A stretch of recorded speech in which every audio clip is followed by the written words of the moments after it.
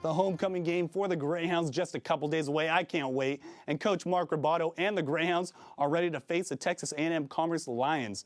Their offense has been picking apart defenses lately, but come Saturday, will they be able to pick apart the Lions? Welcome to Ryan's Radically Redonkulous Sportscast. I'm your host, Ryan. Hey, what up? I'm going to kick things off with a preview of this Saturday's Greyhound football game.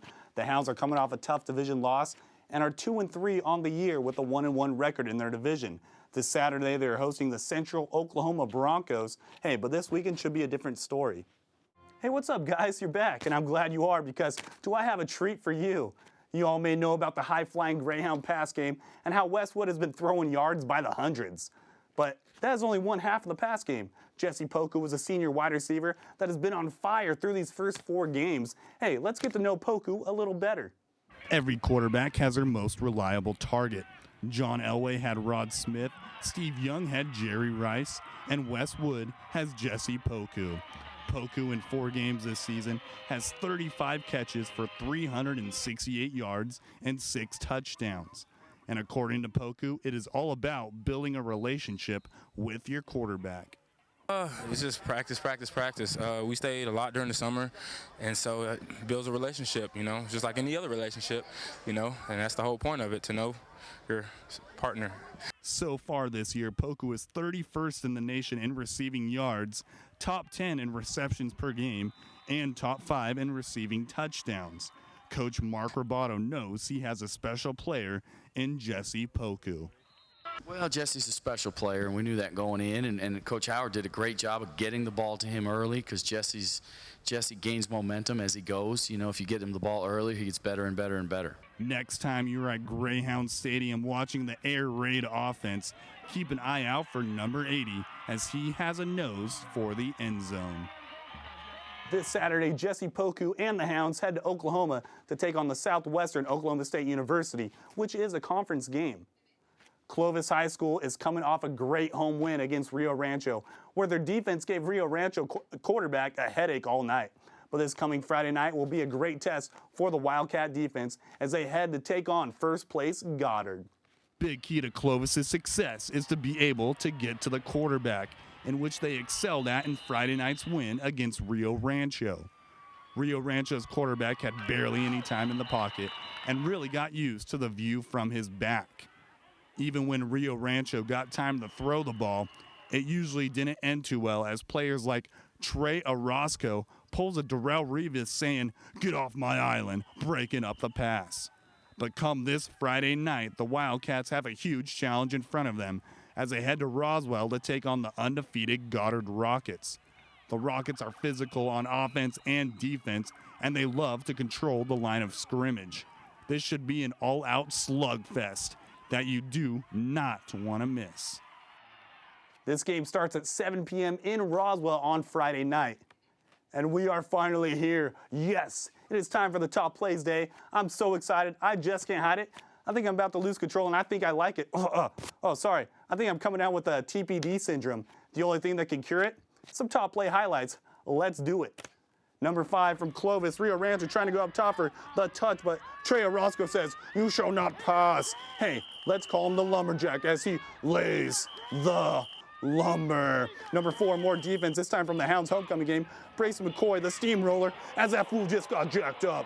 Man, I can watch this all day. Boom. That quarterback thought he just won homecoming king after that smackdown. Number 3, we head off to Texas where Jose Posada rolls out, hooks it up with Lucas Walters as he pulls a run DMC because those group of defenders can't touch this as he bulldozes his way in for 6.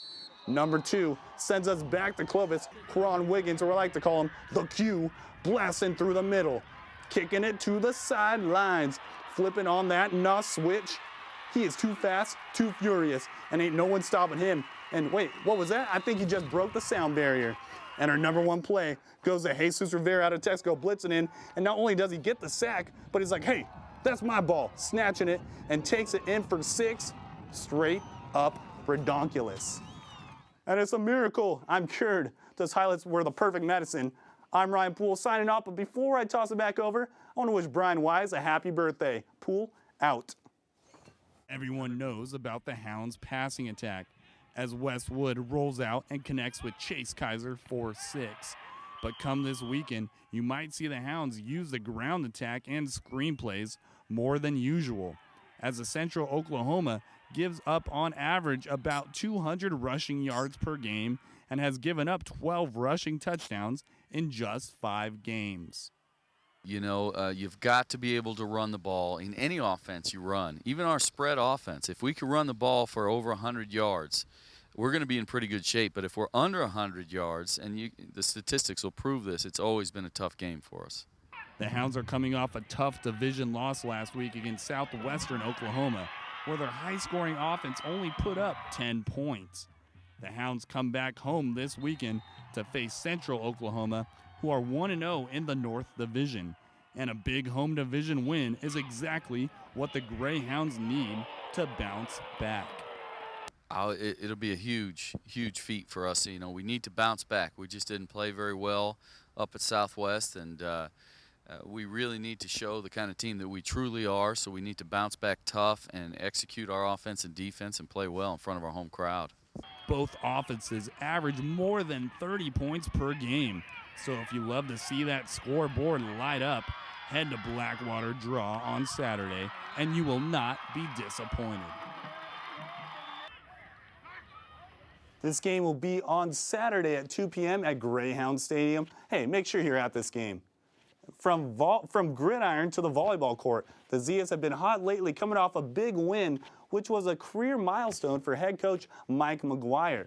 They now start a 3-game homestand, which starts tomorrow, and 3 home wins would be clutch for the Zias' playoff hopes.